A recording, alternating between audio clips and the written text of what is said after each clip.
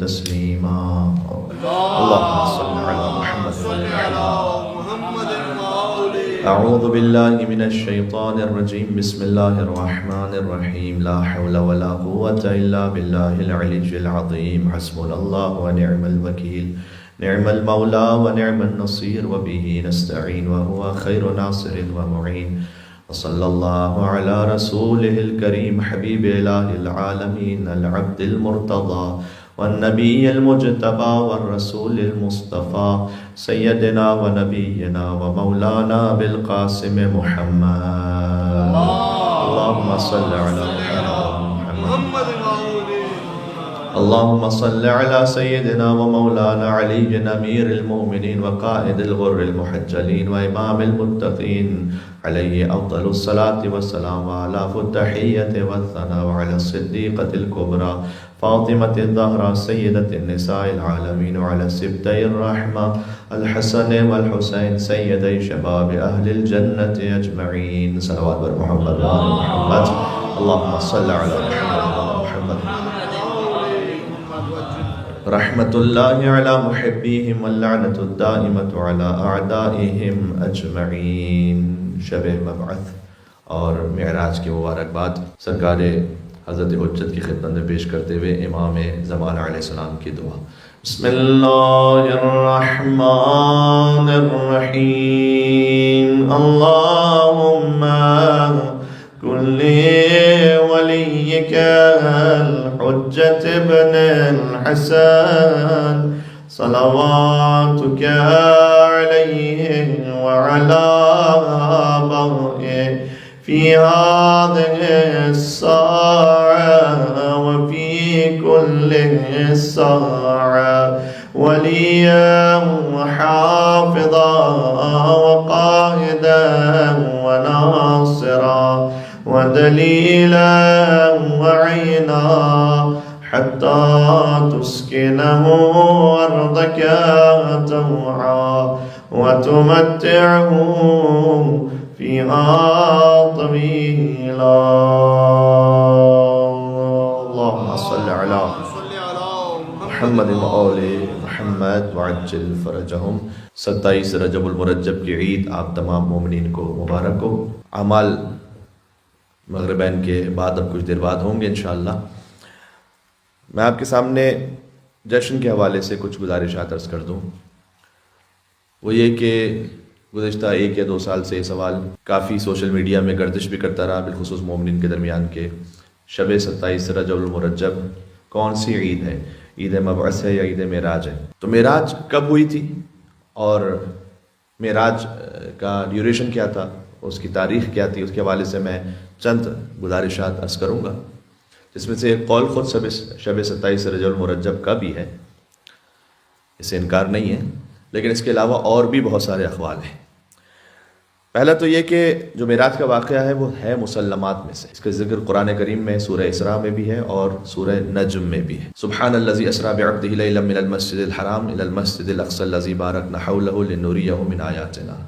سبحان ہر عیب سے پاک اور منزہ ہے وہ پروردگار جو لے گیا اپنے عبد کو رات کے وقت مسجد الحرام سے مسجد اقصی تک اقصی کا اگر ترجمہ آپ انتہا کر دیں اور مسجد کا ترجمہ جہاں سجدہ کیا جائے تو اس کا ترجمہ پھر یوں بنے گا کہ پاک ہے وہ پروردگار جو لے گئے اپنے عبد کو مسجد الحرام سے انتہائی نقطۂ سجود تک تاکہ وہ لنریہ من آیاتنا تاکہ وہ اپنی نشانیاں دکھلا دے اپنے عبد کو سورہ والنجم میں ذکر موجود ہے والنجم اذا ہوا ما ضل صاحبكم وما غوا وما ينطق عن الهوى ان هو الا وحي يوحى علمه شديد القوى ذو مرة فاستوى وهو بالافق الاعلى ثم دنا فتدلى فكان قاب قوسين او ادنى یہ جو 2 کمان اور اس سے کم کا فاصلہ ہے اس کا ذکر سورہ نجم میں موجود ہے ثم دنا فتدلى وہ قریب ہوئے اور جھکے اور اتنا قریب ہوئے کہ فکان قاب قوسین او ادنی یہ 2 کمان اور اس سے کم کا فاصلہ رہ گیا فَأَوْحَى إِلَىٰ عَبْدِهِ مَا أَوْحَى تو اس نے اپنے بندے کی طرف ایک خاص وحی کی پس ایک وحی کی جزیات میں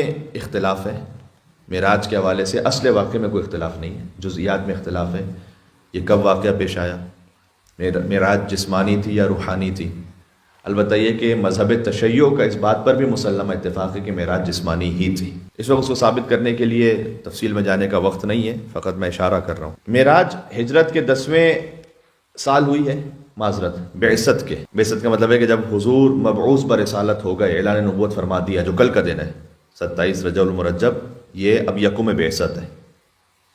اس کے 10 سال بعد ہوئی ہے یا 11 سال بعد ہوئی ہے یا 12 سال بعد ہوئی. 13ویں سال میں حضور نے ہجرت کر لی مکہ سے مدینہ، یہ آپ جانتے ہیں. تو یا 10ویں سال ہے بعثت کے، یا 11ویں سال ہے، یا 12ویں سال ہے. اور کب ہوئی یہ معراج؟ یہاں شب 17 ربیع الاول کا قول بھی ہے. شب 17 ربیع الاول حضور کی آمد کی شب بھی ہے اور معراج کی شب بھی ہے. شب 27 رجب کا قول بھی ہے جو برادران اہل سنت میں زیادہ معروف ہے. شب 17 رمضان بھی ہے ایک قول. ملا فتح اللہ کاشانی نے منہج الصادقین میں لکھا ہے کہ شوال اور ربیع ثانی کی بھی تاریخ ہے. شاید اس کی وجہ یہ ہے کہ خود صادق آل محمد نے فرمایا کہ عرج النبی 120 مرہ، حضور کو 120 معراجیں نصیب ہوئی. ایک معراج نہیں ہے. وہ جو عرش سے فرش پر زندگی گزارنے آئے ہیں وہ تو ہے ہی نوری مخلوق. تو اصل وہ جو ان کی نورانیت ہے، ان کی ساری زندگی معراج ہی معراج ہے. کیا کہنے، سبحان اللہ سبحان اللہ. ایک مل کے صلوات بھیج دیں محمد و آل محمد پر. اللہم صلی علی محمد و آل محمد. تو 120 معراج ہیں حضور کی. اور یہاں علماء نے یہ بھی لکھا ہے کہ ہجرت سے پہلے ایک ہے جو میں نے کہا کہ 10ویں بعثت یا 11ویں بعثت یا 12ویں بعثت، اور پھر ہجرت ہو گئی. اور ہجرت کے بعد 119 ہے. اچھا، ہجرت کے بعد رسول اللہ مدینہ میں کتنا رہے؟ 10 سال. 10 سال میں کتنے مہینے ہوتے ہیں؟ 120 مہینے. 120 مہینوں میں 119 مرتبہ معراج ہے. یعنی ایوریج کیا جائے تو ہر مہینے ایک معراج ہے. سبحان اللہ سبحان اللہ سبحان اللہ. آپ عظمت سرکار ختمی مرتبت کا اندازہ لگائیے گا. اور اسی خاطر ہے کہ معراج کی روایتوں میں اختلاف بھی بہت زیادہ ہے. مثال کے طور پر خود پہلے ہی اختلاف یہ ہے کہ معراج کہاں سے ہوئی، حضور کس مقام سے تشریف لے گئے. تو جناب قرآن میں تو بہت واضح ہے کہ من المسجد الحرام، مسجد حرام سے معراج ہوئی. تو بے اختلاف کیوں؟ اس لیے کہ مسجد الحرام کا احاطہ جو اہل مکہ تھے وہ بہت وسیع سمجھتے تھے، حرم کا احاطہ. تب وہ کون سا مقام ہے کہ جہاں سے معراج نصیب ہوئی؟ زیادہ صحیح قول جو پہلی معراج کے بارے میں ہے وہ مسجد الحرام میں خانہ کعبہ کے بالکل ساتھ ہی، یوں سمجھ لیجئے کہ تقریباً 10 قدموں کے فاصلے پر حضرت ام ہانی کا گھر تھا جو حضرت ابو طالب کی بیٹی ہیں. ابو طالب کی بیٹی کے یہاں سے حضور معراج پہ تشریف لے. دعوت ذوالعشیرہ پہلی دعوت ہوئی ابو طالب کے گھر میں، پہلی معراج ہوئی ابو طالب کی بیٹی کے گھر. کیا کہنے، سبحان اللہ سبحان اللہ سبحان اللہ. عظمت ابو طالب علیہ السلام کا اندازہ لگائیے گا. اور حضور وہیں پر واپس آئے. اچھا، یہ معراج کی ڈیوریشن کتنی تھی؟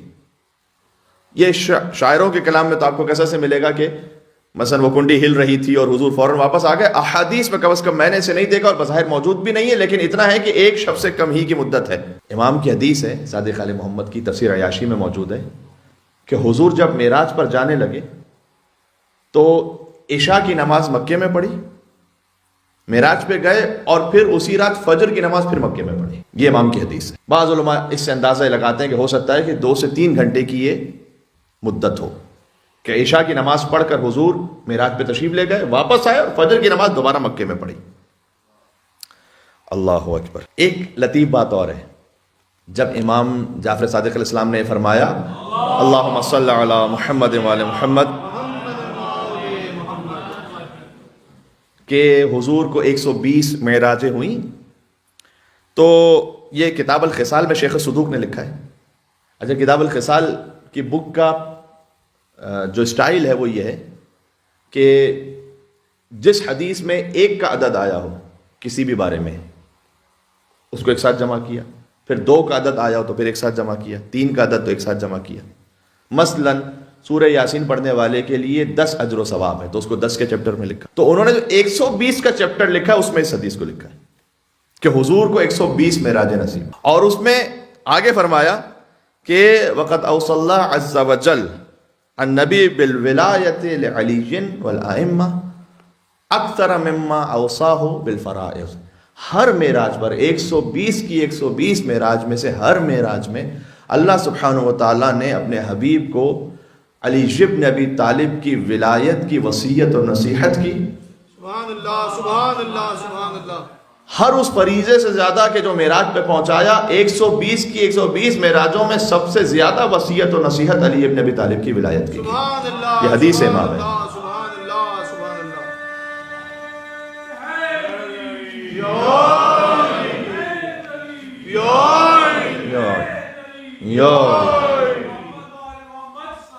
اللہم صلی علی محمد و علی محمد.